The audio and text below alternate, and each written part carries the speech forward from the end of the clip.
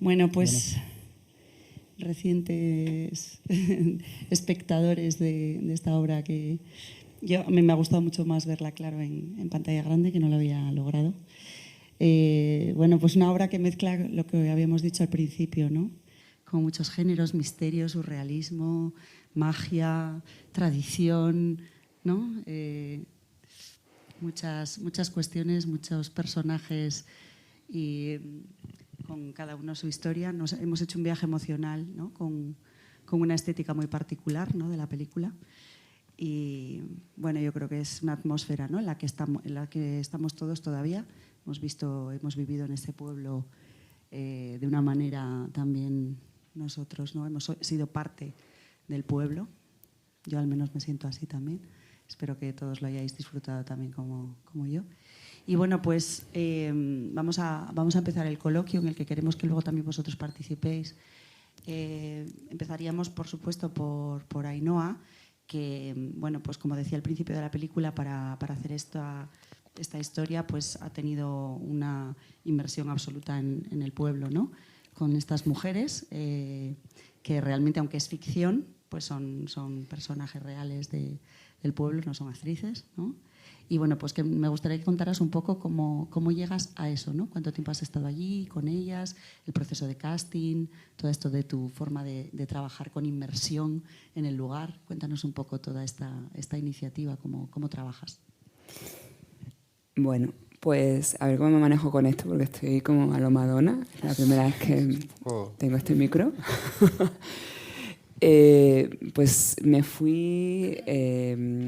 mi familia paterna y yo soy de Almendralejo, de un pueblo grande de Tierra de Barros, y necesitaba elegir un pueblo que fuera lo suficientemente pequeño como para hacerme con él, como para conquistarlo, ¿no? y crear ahí mi propio Cinecittà, ¿no? Que es como el sueño de cualquier directora o cualquier director, ¿no? La cosa no iba a ser tan sencilla, pero ahí que me fui. Y yo ya había trabajado con mujeres amas de casa del entorno rural en muchos talleres sobre el lenguaje fílmico. Yo también provengo mucho de la docencia, de la investigación fílmica. Y entonces, pues digamos que creí que la cosa ideal para introducirme en el pueblo, porque yo no era de ese pueblo, elegí un pueblo el más pequeñito, ¿no? El que me venía mejor por muchas condiciones. Pues creía que lo mejor era hacer un taller con un grupo de amas de casa. Y entonces la forma que tuve de introducirme fue con este taller. Entonces ya me fueron acompañando. Parecía que no iba, todo el rato me decían al principio, no va a venir ninguna, ya verás, cuando empiecen van a dejar de ir porque tienen muchas cosas, la familia, los hijos, los amigos, tal. Pero no faltaron un solo día a los talleres y tenían unas ganas de colaborar y tal, que me iban a...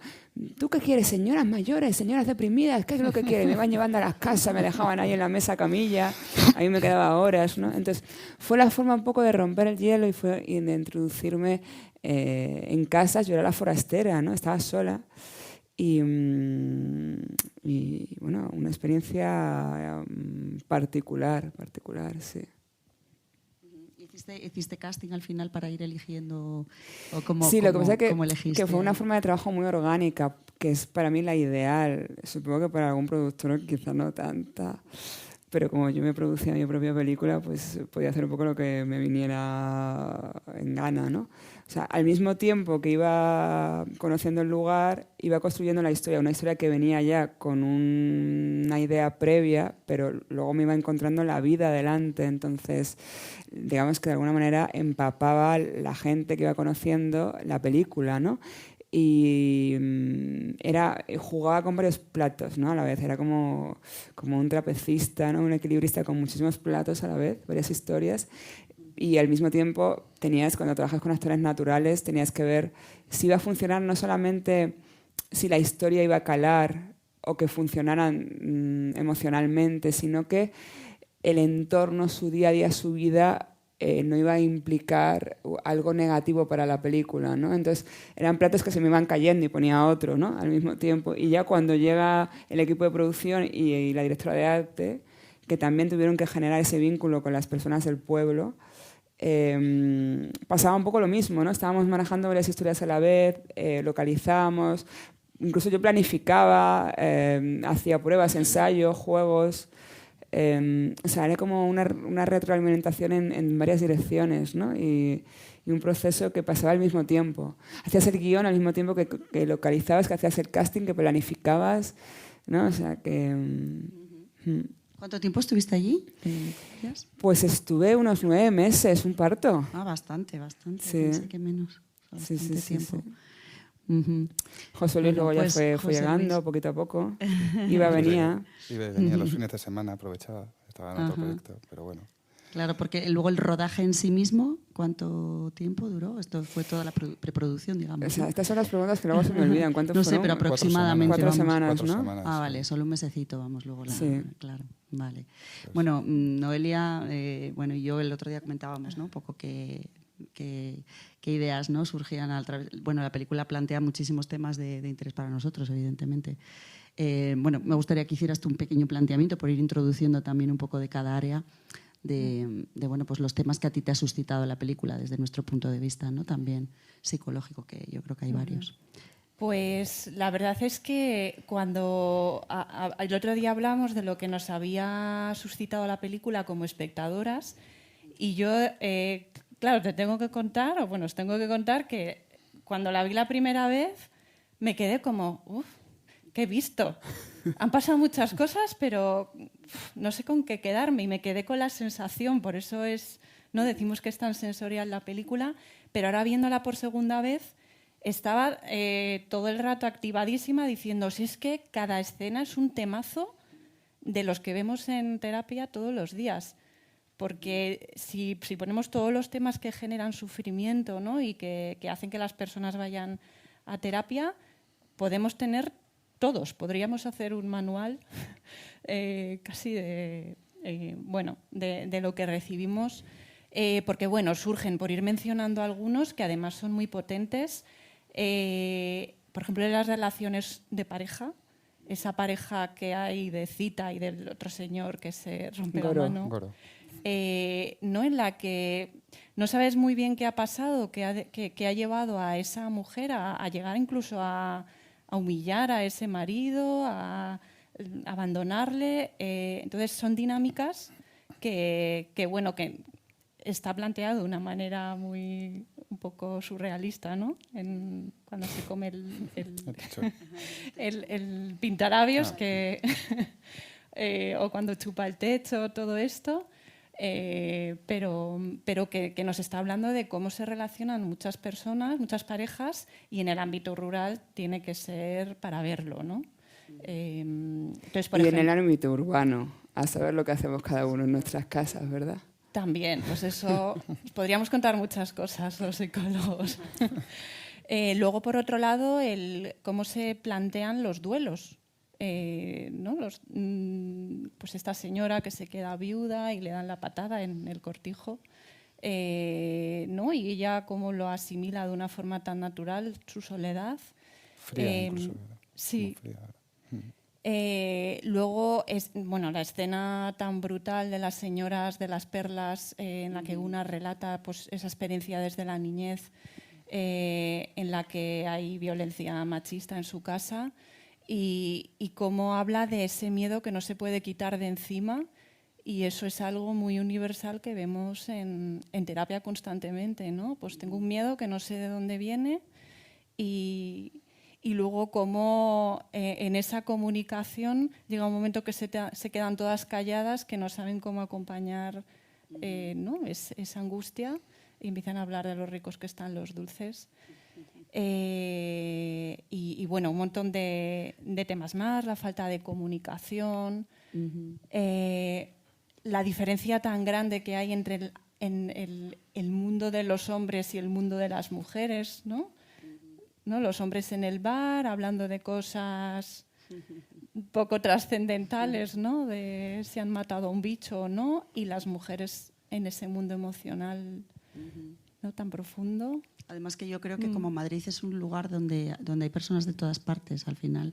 Estas historias pues son las historias de las personas que han vivido también, que vienen de los pueblos, porque todo el mundo tiene pueblo en Madrid, ¿no? O sea, si al final es ir al pueblo en verano a tu casa y son estas las historias, ¿no? Y la verdad es que no es lejano para nosotros, vamos, para mí no lo ha sido, ¿no?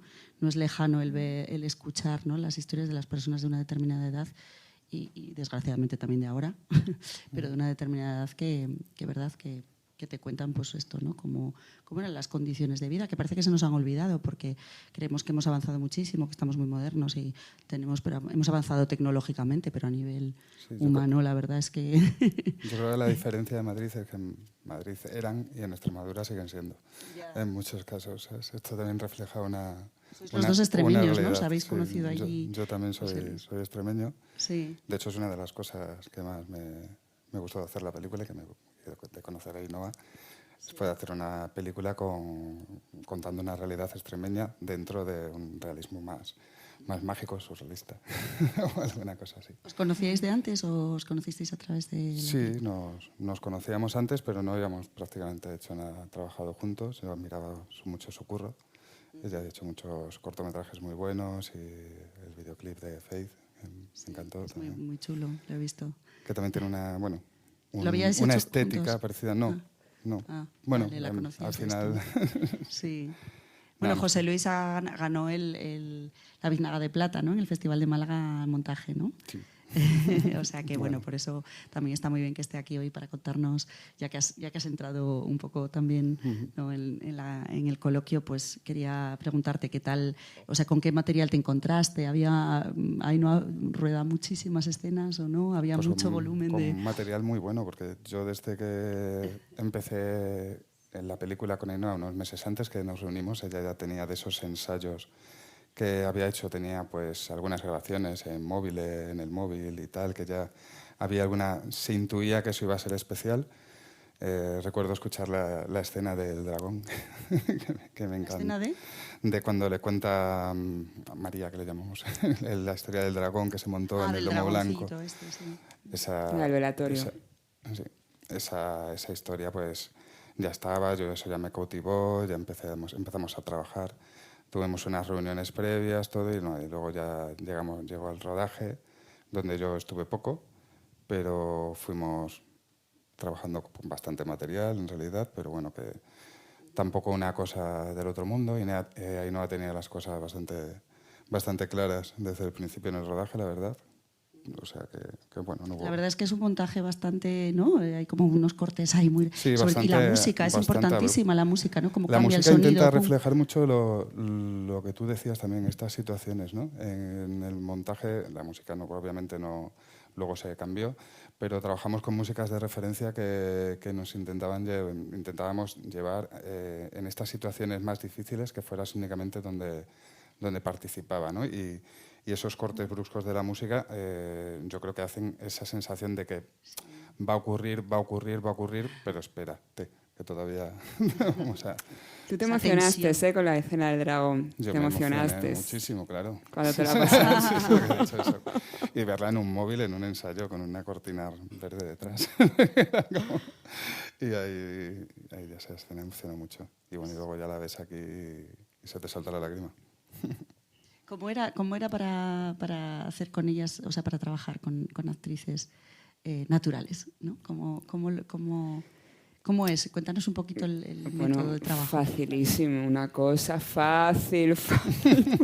Nada, lo normal. Una cosa muy fácil. Bueno, yo tenía claro lo que quería hacer y dónde estaba, ¿no? Fue todo el equipo construyó en ese pueblo para que te abran las puertas un lugar y de su corazón, digamos, de alguna manera. Es una cuestión de tiempo, de cariño, de dedicación. Y en un momento dado, de repente, ya eres parte de ahí. Antes eras la forastera y ahora ya te echan de menos, ¿no? Entonces se va creando un vínculo de confianza mutua y es un acto de fe mutuo, en realidad, ¿no? Y, por ejemplo, yo recuerdo cuando estaba al principio que decían, ¿no? Se decían las unas a las otras, ¿tú te crees que esta que viene de Madrid, va a hacer una película con nosotras. O sea, esta va a traer a la gente de Madrid, a los actores de Madrid, y nos va a poner a nosotros de fondo, ¿no? Y luego sientes todo el rato que te están haciendo como las 12 pruebas de Asterix, ¿no? O sea, todo el rato tienes que ir pasándolas, pam, pam, y tú sabes que te están probando todo el tiempo, ¿no? Pero estás ahí en la voluntad y en el deseo de sacarla adelante, ¿no? Es un trabajo súper personalizado, con trabajar con actrices naturales. Yo, bueno, siempre hago como la metáfora esta que creo que tiene cierto sentido, ¿no? Que cuando de alguna manera trabajas con actrices profesionales, tú tienes más o menos el vestido ya aquí preparado, ¿no? Y ellas hacen el viaje hacia ti como directora y hacen la genuflexión, adelgazan, engordan, hasta que el vestido les queda como un guante. Obviamente una aportación y una colaboración mutua, ¿no? Pero cuando trabajas con actrices naturales, el viaje es completamente a la inversa.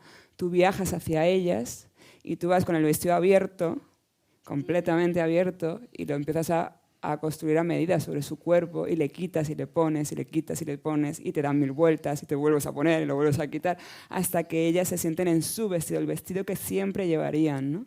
Y esa es para mí la principal diferencia. Entonces es un trabajo absolutamente personalizado con cada una de ellas. Cada una de ellas es un mundo, no es una profesional, están exponiendo su propia vida, ¿no?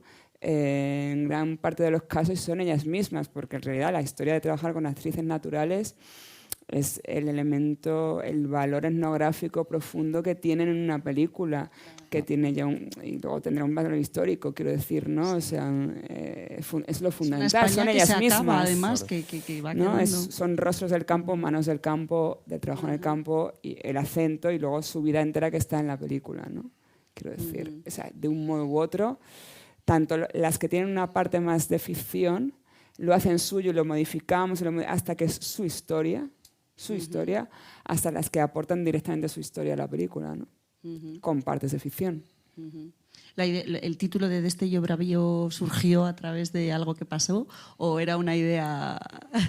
Bueno, a mí me gusta mucho siempre trabajar en dualidades. Yo creo que Destello es una dualidad, o sea, es un trabajo que pivotea en la dualidad totalmente, ¿no? Y sí, esta cosa que decía, ¿no? Eugenio Trías, que o las contradicciones o nos matan o son la fuente misma de vida, ¿no? Pues yo espero que aquí en esta peli las contradicciones hayan sido como la fuente misma de la vida, ¿no? De emerger vida. Y realmente, o sea, Destello también refleja esa dualidad, ¿no? Por un lado, Destello, que es como la cosa esta, yo qué sé, mágica, psicodélica, un poco como, ¿no? Sideral de la peli. Y luego la cosa esta, bravío, ¿no? Me suena a lo castizo, al torito bravo bravío, ¿no? Que es que la película está entre, pues eso, entre el documental y la psicodelia, o el surrealismo psicodélico, sí. Y entre las... No sé, creo que tiene un doble corazón, ¿no? Sí. Que precisamente lo del doble corazón está muy claro en la escena del dragón, de Angelita, cuando cuando cuenta, ¿no? Ese viaje, porque ya que me preguntáis un poco cómo curraba, ¿no? Con ellas, a veces también les lanzas y te lo devuelven, ¿no?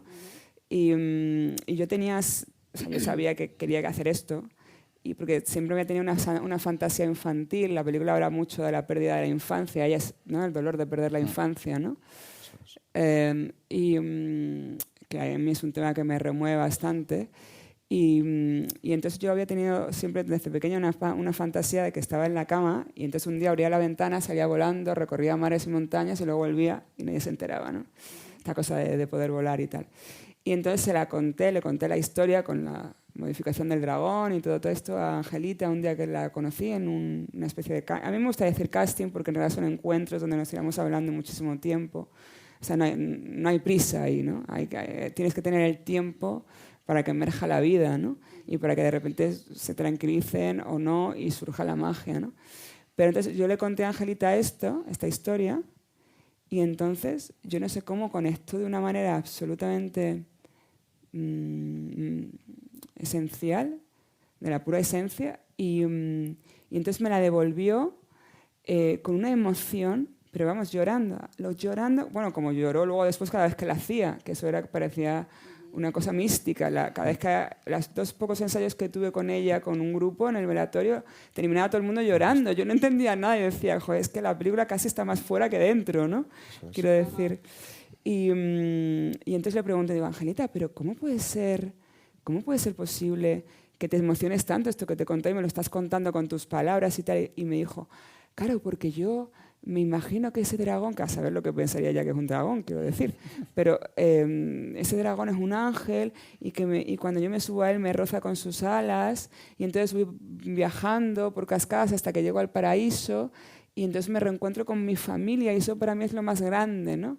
Entonces entiendes perfectamente, pues eso, que la película tiene un corazón laico, incluso profano, que de alguna manera parte de mí, ¿no? O de ese sueño de infancia, pero en general, ¿no? Pero también tiene un sueño profundamente y honestamente católico, que es, ellas creen en Dios y creen en el paraíso, más allá de lo que tiene que ser la iglesia y todo esto, ¿no? Y creen en esa magia, entonces es fabuloso, ¿no? Sí, claro, toda esta parte de la espiritualidad y de lo extraordinario, claro, de lo misterioso, esotérico incluso, ¿no? A veces está ahí latente, ¿no? Ese es el suspense que hace de la película también, este cruce ahí, ¿no? De un mundo al que ir, ¿no? Esa dualidad también, un mundo al que ir. ¿Cuándo? No sé, después de la muerte, ¿cuándo? Pero ellos lo tienen interiorizado. Sí, yo soy atea y qué pena, ¿no?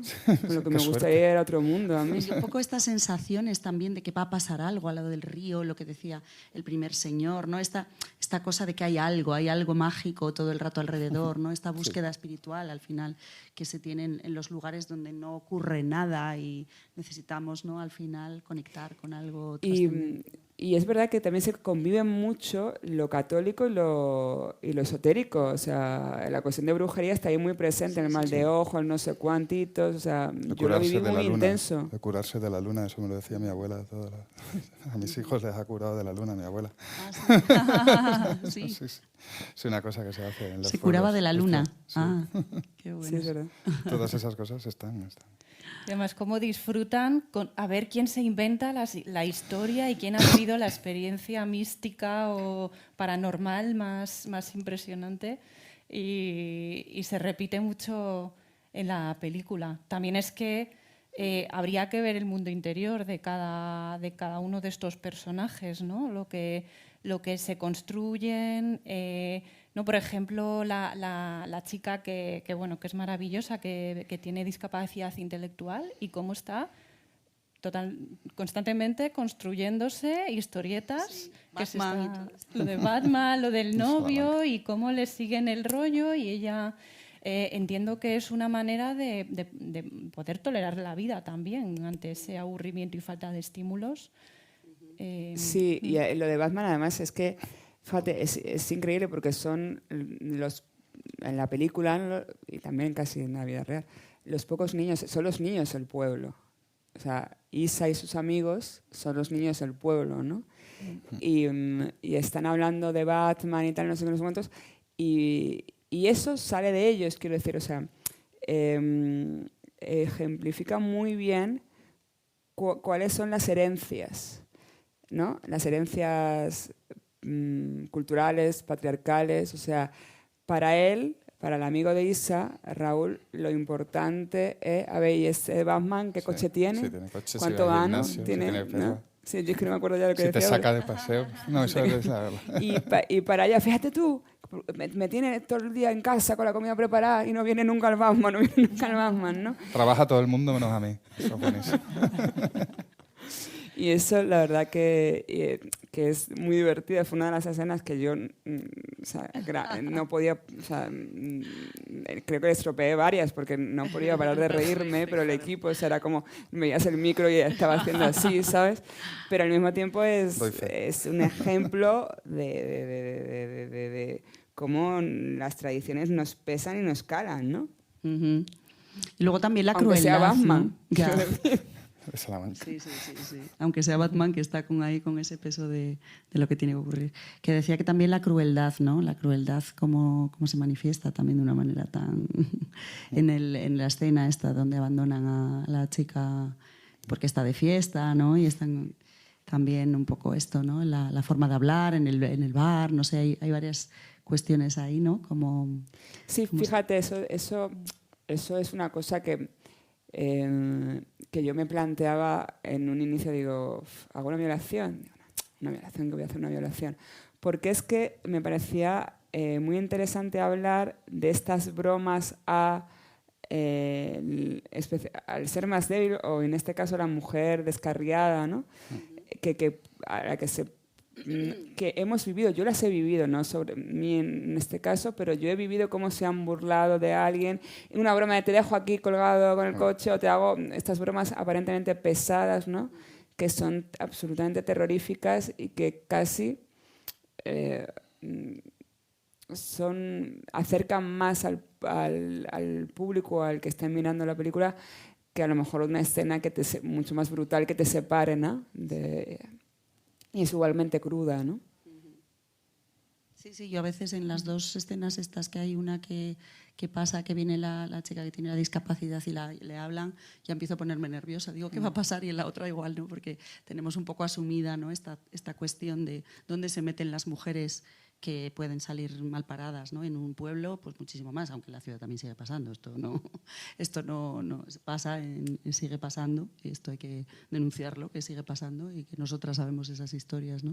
Que nos llegan y que nos cuentan. Sí, bueno, es la cosa esta, que no ocupen las calles, ¿no? Claro, que las calles no son de ellas, ¿no? Especialmente en determinados lugares y por la noche, ¿no? Claro. Ella puede estar de fiesta, pero es una mujer, es distinto la fiesta, como la van a vivir con ella, ¿no?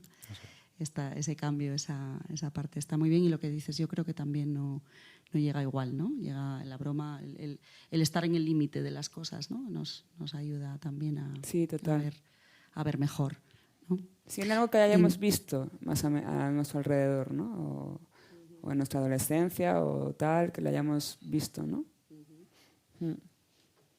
Luego hablamos también de los personajes. Bueno, Noelia, no sé qué ibas a decir. Perdón. Sí. Por seguir un poco en la línea de esta perspectiva de género, que desde luego surgen un montón de temas, ¿no? También el tema de la prostitución, ¿no? Esa escena que a mí me ha puesto los pelos de punta, la verdad, porque es desagradable realmente. ¿No? Cómo predomina el sentir Perdón, a nosotros también rodándola, ¿eh? Es que... Fue un momento duro. Muy dura. Además, la actriz, no sé, a mí me parece impactante cuando bebe, no sé si es un batido o la leche, y luego se le echa por encima y luego ya está como temblorosa. Me parece espeluznante. Pero sí, es esa sensación de como desde mujer sentirte en peligro muchas veces, como bien decía Ana ahora. Y la función de las mujeres en un sitio como un pueblo. Hay una frase brutal que dice la señora de los pelos, que a mí me recuerda a la bruja Avería, que es como es un personaje que es como, para mí, bueno, yo la he interpretado un poco como que es la narradora en cierto modo, ¿no? O al menos yo me he quedado con esa sensación, y que le dice a la señora que se queda viuda, que hay un momento que le dice algo así como, si lo que te toca es aguantar, o sea, como esto es lo que nos toca a las mujeres, ¿no? Esperar y lo dice con cierta ironía, sí. Pero es la única que tiene una pseudo idea de algo que tiene que ver con el feminismo en el pueblo, ¿no? La única que tiene una pequeña conciencia de ello, sí. Sí. Es que luego, por otro lado, las señoras de las perlas también mencionan el machismo, ¿no? Es que eso, el machismo de antes, ¿no? El machismo de atrás, ¿no? De hace tiempo. Como que hay un poquito todavía. Pero sí, eso es su forma de entender las cosas, sí. Sí, entonces, bueno, por señalar un poco eso.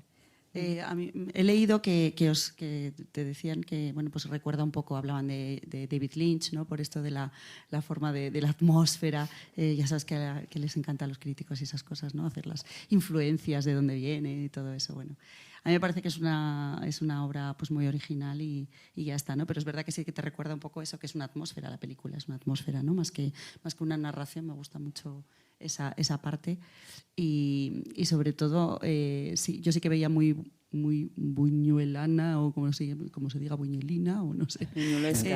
Como buñuelesa, no sé cómo se diría. La escena de ellas, ¿no? Cuando están desaforadas en su deseo y no sé si los pestiños son tienen ahí algo lisérgico o qué, pero es súper bonita y es así que me recuerda un poco, ¿no? a ese tipo de... Me parece la cumbre de la película, ¿no? El deseo femenino ahí expresado. Manda un poco, con perdón, huevos, y nunca mejor dicho, Mireia Buñuel, quiero decir. Pues es que son nuestros referentes, a ver, como no tenemos casi mujeres. Porque claro, claro, yo lo entiendo por la idea del fetichismo y tal, los zapatos, los pies, las mujeres, no sé cuánto, esta cosa de lo castizo, pero de la mesa, de la última cena y no sé cuántos, ¿no? Pero claro, además una cosa. En el cine de Buñuel, o sea, que lo respeto mucho a Buñuel, pero en el cine de Buñuel, o sea, la mujer era objeto de deseo y era el objeto del fetiche del autor, ¿no? O sea, quiero decir... Y en el de Lynch también. Sí. Y en este caso, hombre, quiero decir, hombre, hay una mediatización evidentemente que es la mía, pero precisamente no es en la búsqueda de ponerme cachonda, quiero decir. ¿no? Claro. O sea, entiendo, pero... es precisamente en la búsqueda de que ellas tomen las riendas de un placer y de su propio deseo, o sea, que es completamente opuesta, ¿no? Quiero decir. Entonces, sí, me parece... No, pero me parece esencial decirlo, porque, porque es completamente... antitético, ¿no? O sea, que sí.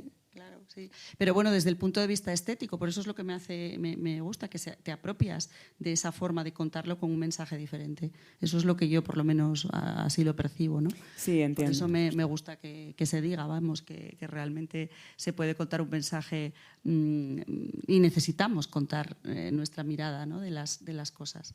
Nos cuesta encontrar, ¿no? esas referencias. Aunque las hay, pero hay que buscarlas porque realmente no está en nuestro imaginario cinematográfico, ¿no? Nos cuesta mucho, a mí por lo menos, ¿no? Cuando intento, y creo que... no existe, claro que no, hay muy poquita... Bueno, claro. Pues al final nuestras referencias... De eso se trata, sí. Pero bueno, me gusta cuando le damos el giro y lo vemos desde ese otro prisma, contando otra cosa, ¿no? No sé si, bueno, vamos a seguir, pero vamos a abrir, si queréis, al público para que también pueda participar y no monopolicemos nosotros. Qué cosas o qué preguntas queráis hacer, podéis levantar la mano y os van a pasar un micrófono que hay por ahí, ¿vale? O sea que podéis empezar a participar. Mientras tanto, mientras os animáis,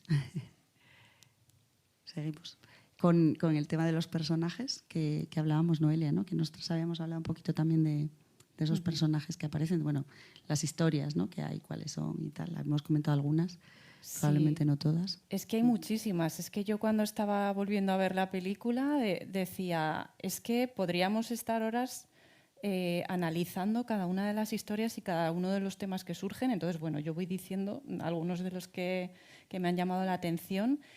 Por ejemplo, el de la idea de la libertad. ¿No? Que al menos yo cuando veo ese pantano pienso en la libertad, cuando en esas cuando se enfoca a las montañas, cuando incluso con los propios animales o esa pantalla de televisión que de repente aparecen los caballos corriendo y cita que se libera de alguna manera a través del suicidio, ¿no? ¿No? Esa idea también está ahí, ¿no? Como de necesitar escapar de un lugar donde se sufre mucho. Y también es un temazo dentro de la psicología. Vamos, ahora mismo es el tema prácticamente que más nos preocupa, ¿no? Los psicólogos, yo cuando llegué al pueblo vi un montón de... O sea, lo que me sorprendió, pero también sé que pasa en las ciudades, fue la cantidad de suicidios que me contaban, y además sin razón aparente, ¿no? A mí es que el personaje de Zita es un personaje que me interesa mucho, porque además es un personaje... También va a ser una contradicción, ¿no? Porque no es un personaje de comportamiento loable, que no es como la victimísima, porque a mí me parece que el cine tiene que pasar por ahí, ¿no? No es una cuestión de hombres malos, mujeres buenas, ¿no? O sea, ni muchísimo menos. Entonces me interesaba mucho que que fuera una mujer que, bueno, con todas, porque la película habla de lo que se ve, pero sobre todo de lo que no se ve, ¿no? De todas las represiones, fantasías, ilusiones, sueños incumplidos, ¿no? Que Zita es una gran representante, es la que está aferrada a ese Alilu, a esa idea de la infancia, esa infancia perdida, ¿no? Que representa ese Alilu para ella, ¿no? Y entonces tiene ese momento infantil y al mismo tiempo ese lugar de los cuidados, ¿no? Trabajando con esta señora. Pero luego tiene un resentimiento y una rabia profunda por no haberse ido de ahí, también probablemente porque no se ha podido ir nunca, ¿no? Porque lo que estas mujeres cobran, incluso en los cuidados ancianos, es una cosa que es irrisoria, ¿no? Yo creo que me contaban que iba por 200 al mes, ¿no? O sea, daos cuenta un poco de cómo tú puedes empezar una nueva vida con una nueva casa, o sea, irte a algún lado, ¿no? Sobre todo donde has estado anclada toda tu vida. Y luego un matrimonio que es evidente que la hace infeliz y no sabemos, y eso me interesa también, lo que ha pasado en el pasado, ¿no? Porque claro, entendemos a Goro como en la decadencia, ¿no? En la decadencia. Yo cuando estaba creando a Goro pensaba mucho en Pinochet. Cuando llegó con la... En el rey, ¿no? Cuando llegó con la silla de ruedas, ¿sabes? Daba penita, ¿no? Sí. Quiero decir, yo decía, joder, yo a este hombre, pues yo qué sé, le pondría un café, ¿no? O sea, pobre hombre, ¿no? Y entonces me interesaba no hablar de ese pasado, en absoluto, dejarlo en off. Y sin embargo, ver cómo ella, de alguna manera, bueno, pues en una relación sadomasoquista, ¿no? O sea, le maltrata y él sabe lo que tiene, es el juego, ¿no? Que han establecido. Pero también cómo ella se siente absolutamente encerrada en esa casa que no le pertenece, que le pertenece a él y a su familia, que está la cosa tal cual está, con esas vírgenes, todo rodeado de vírgenes, estampitas de su madre, ¿no? Y que se siente absolutamente asfixiada, ¿no? O sea, me interesan mucho todas esas contradicciones, todas esas dualidades, ¿no? O sea, los personajes maniqueos no me van, ¿no? Claro. O sea, creo que no es interesante. Claro. Y luego los medios de comunicación, cómo participan en estas cosas, ¿no? También a veces, o sea, estos programas terribles que ha habido, que vamos, me acuerdo cuando era la camioneta aquella que iba, cuando yo era joven íbamos a verlo con mis amigas y tal, y decíamos, esto es surrealista, sí que es surrealista. Iban muchísimos de los casos que iban eran hombres maltratadores, a los que estaban convenciendo para que volvieran con las víctimas, que ahora mismo eso es una barbaridad, ¿no? Entonces, quiero decir que en ese sentido está muy bien retratado, ¿no? Esto de, aunque no se sabe exactamente lo que ha pasado ahí, sí que se sobreentiende que ese matrimonio no debe volver ni debe buscarla, ¿no? Que si se ha ido, que le vaya bien. Pero bueno, esta cosa, ¿no? De pobrecito, ¿no? Que decías, ¿no? La tiranía, que eso también es un tema para nosotras, ¿verdad, Noelia? O sea, tan importante en el trabajo nuestro, que es la tiranía de los débiles, ¿no? De los aparentemente débiles. Esa es una tiranía muy chunga, porque produce mucho dolor y a la gente mucha culpabilidad e impide que a veces se pongan límites, precisamente como se refleja aquí, ¿no? Esa tiranía del viejecito, lo que decías de los viejos y de los niños, ¿no? La tiranía de los que parecen vulnerables y en realidad te someten. ¿No hay preguntas? Que, bueno. ¿No? ¿No os vais a animar? Ay, qué calladitos estáis. Es que esta película te deja cao. Es que tenéis que procesarla. Ya os dije que la digestión iba a ser lenta. Luego, pasado mañana, os vais a acordar, ay, qué bonita aquella escena, me ha venido aquel recuerdo, porque es muy intuitiva, ¿no? A nivel de... Es muy visual. Creo que tiene mucha potencia visual, para mi opinión. ¿No? Es de esas películas que días después te recuerdas. Un poco. La tienes que dejar reposar, ¿verdad? Sí. No sé, me imagino que tú como espectadora ahí también. Y verla una segunda vez también entiendes muchas cosas, lo que le ha pasado a Noelia antes. Eso mucha gente me lo ha comentado cuando ha visto la película por segunda vez, cuando he descubierto. Hola, Ainhoa. Hola. Bueno, la película la he vivido como un sueño, me ha parecido espectacular, nada parecido a lo que yo haya visto nunca, con lo cual enhorabuena. Sí, te lo juro, nada parecido. Y lo que a veces yo me preguntaba, digo, aquí ¿cuánto hay de guión y cuánto hay de libertad del actor y actriz naturales? Y eso es lo que te quería preguntar, ¿cuánto hay de guión? Claro, es un poco lo que estaba comentando antes, que depende de la escena, depende del personaje. hay un porcentaje, o sea, vas, ¿no?, con más que viene de la ficción o de mi aportación, digamos, en guión o en creación, y otra parte fundamental que viene de ellas. Siempre van a hacer el personaje suyo, ¿sabes? Pero hay algunos que casi es que solo tienes que ir colocar un poquito y ya fluyen, ¿no? O sea, es todo, se representan a ellas mismas en toda su intensidad y esplendor, pero otros que tardábamos mucho más tiempo, porque era como hacer el viaje de 360 grados hasta volver a ellas mismas, pero que se sintieran en ellas, ¿no? Y eso es mucho trabajo, mucha conversación, mucho tiempo.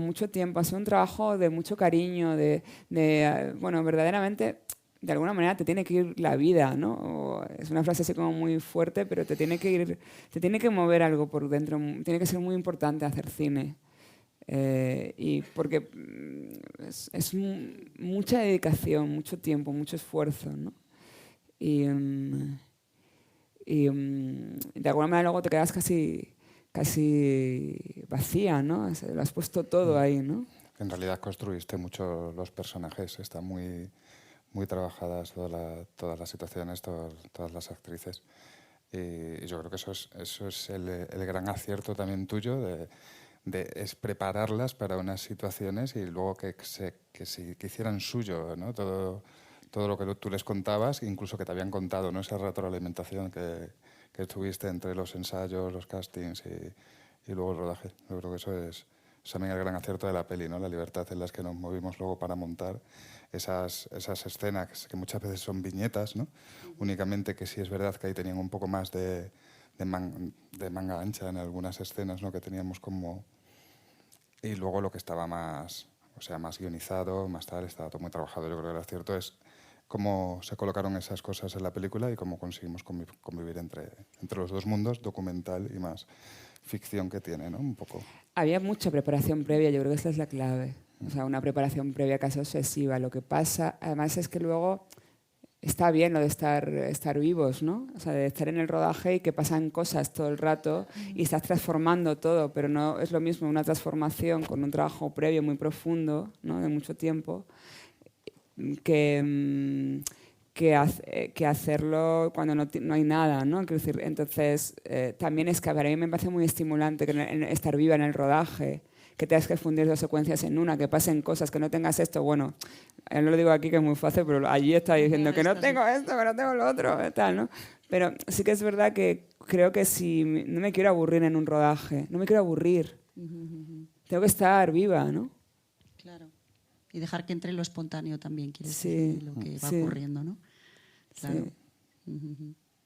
¿Y había mucho equipo para que, digamos, porque me imagino que cuanto más, con todo el aparataje que tiene el cine, intentabais hacer algo mínimo o así para que no influyera tanto? Como... Bueno, yo incluso había momentos, había un equipo pequeño, pero bueno, lo necesario, ¿no? Pero pequeño, claro, por supuesto.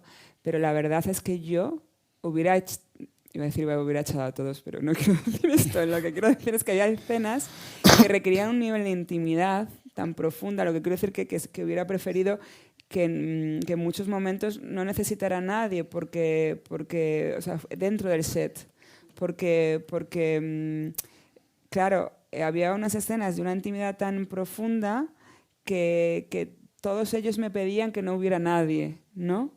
Y claro, lo que pasa es que luego está el trabajo de cada uno que tiene que estar, ¿no? Y entonces pues está la foquista, está ¿no? El jefe de eléctricos y no sé cuánto, ¿no? Pero yo abogo por en estas situaciones, en muchas, dejar el set lo más vacío posible para que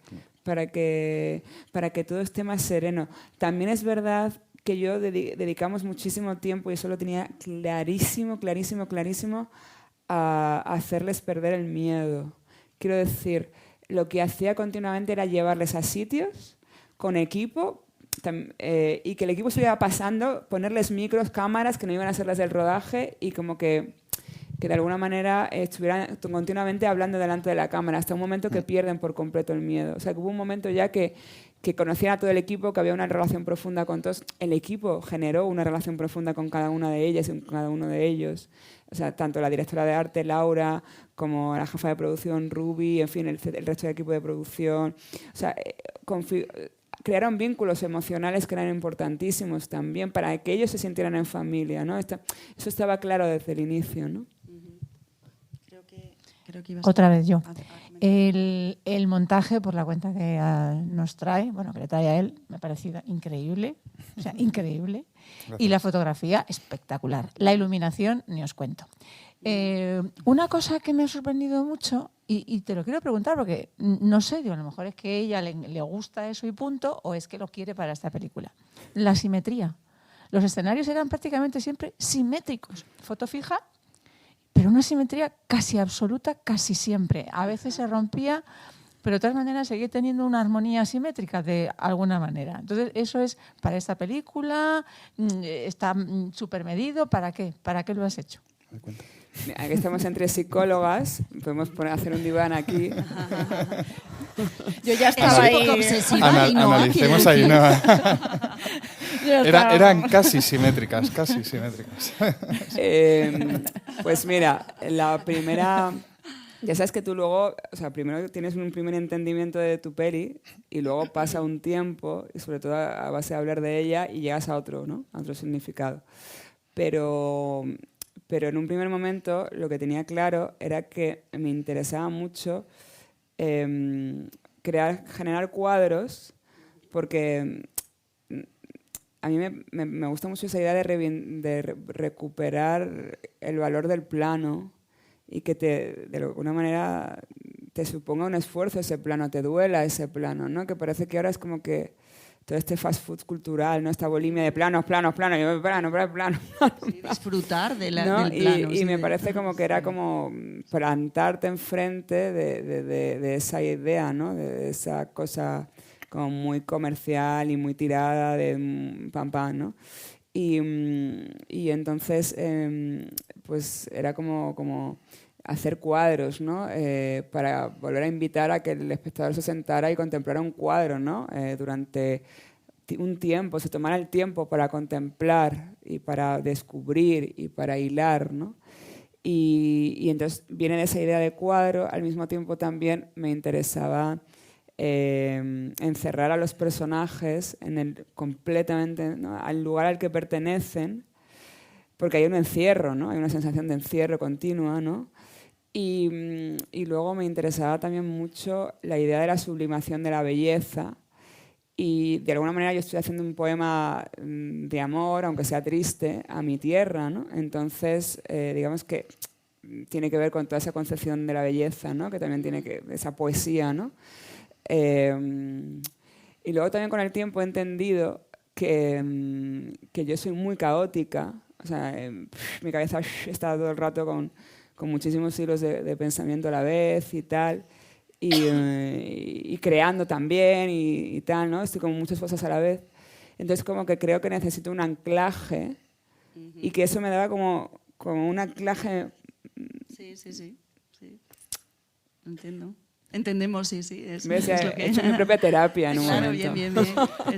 Están los cerebros de los psicólogos también uniendo muchas ideas.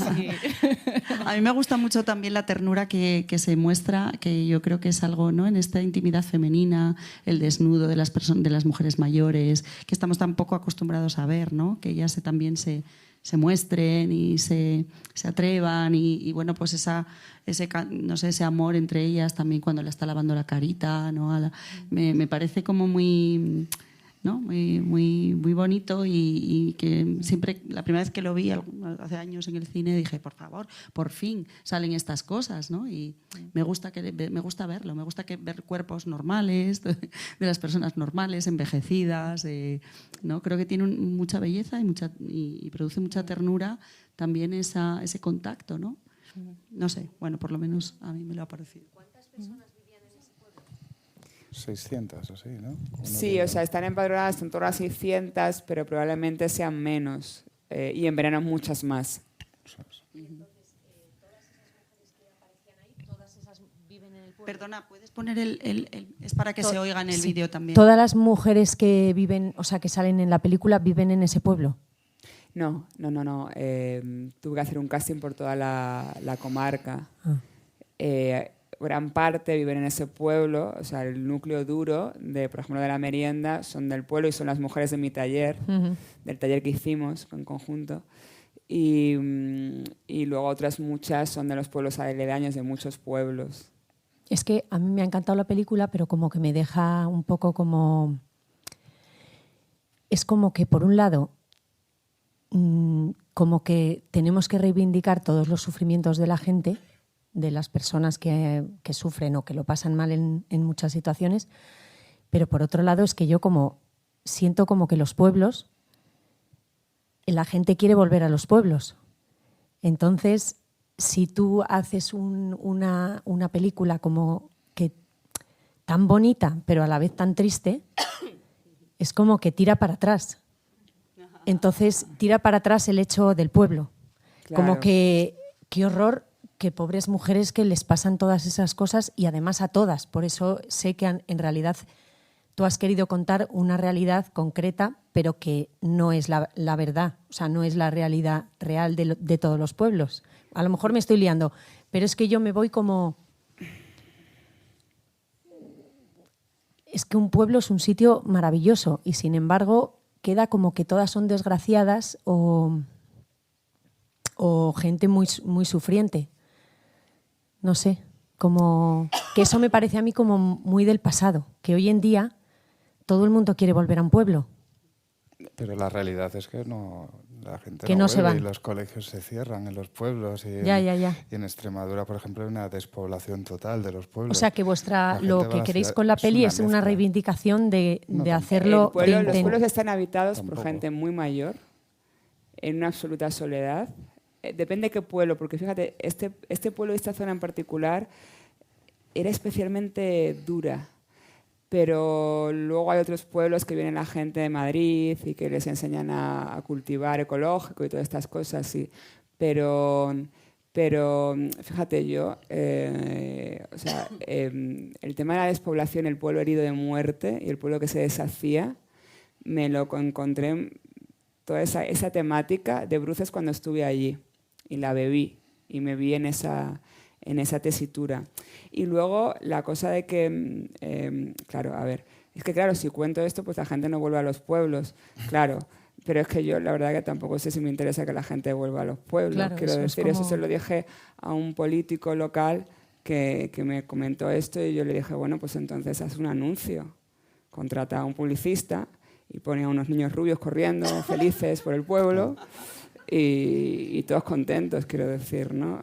Y hago una labor de otra manera. Quiero decir. Que a lo mejor yo no quiero que vuelvan al pueblo, vete tú a saber lo que yo quiero, ¿no? Eso ya que lo decida cada uno. Y por otro lado, ni que en las ciudades fuésemos mega felices. Eso habría que ver también. Fíjate, yo me contabais antes lo del tema de la mujer viuda. Recuerdo que me impresionó muchísimo y yo esperaba y creía que eso ya había trascendido cuando llegué y conocí a varias mujeres, un par sobre todo viudas, varias viudas, tenían una depresión, estaban dentro de casa y una en concreto estaba completamente de negro y no quería salir y decía que cualquier cosa era una falta de respeto a su marido. Esa mujer, esa tradición existe, o sea, esa tradición católica. Y recuerdo que en un momento dado de una de estas conversaciones yo le dije, ¿podemos hablar aquí algo y tal? Y me dijo, y parece que tenía como una ilusión y al día siguiente me dijo, no, porque es una falta de respeto para mi marido, ¿no? Esta es una España que nos molesta, pero que existe. Lo que pasa es que no la vemos en los anuncios, en las pelis de los pueblos tan felices. O sea, esta es otra España que forma parte de nuestra idiosincrasia, que está herida de muerte y luego además esto no va en contra de los pueblos, incluso de la propia comunidad, aunque no lo hagan del todo bien. Es una cuestión europea, es una cuestión de fondos, es una cuestión de repartición de la riqueza. Creo que tenemos la última pregunta porque nos echan ya.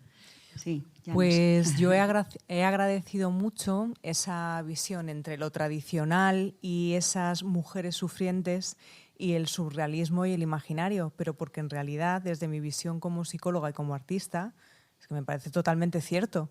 O sea, que al final se nos estrecha la visión a través de los estereotipos y nos creemos que porque esas mujeres sufrientes existan, solo son mujeres sufrientes. Y claro que existen, pero son muchas más cosas. O que porque ese pueblo que cae en la decrepitud exista, no son muchas más cosas, también son muchas más cosas. Yo acabo de hacer un trabajo con personas mayores para nutrir un espectáculo de danza y es que son gente de 90 años que tienen todo lo tradicional que nos parece que han estado en un pueblo pequeño, que jamás han viajado, y también tienen todo el imaginario que les puede llevar a soñar cosas de ciencia ficción, a darte ideas, a tener ganas de que se hagan cosas nuevas, a pillarte un proyecto artístico a esta velocidad.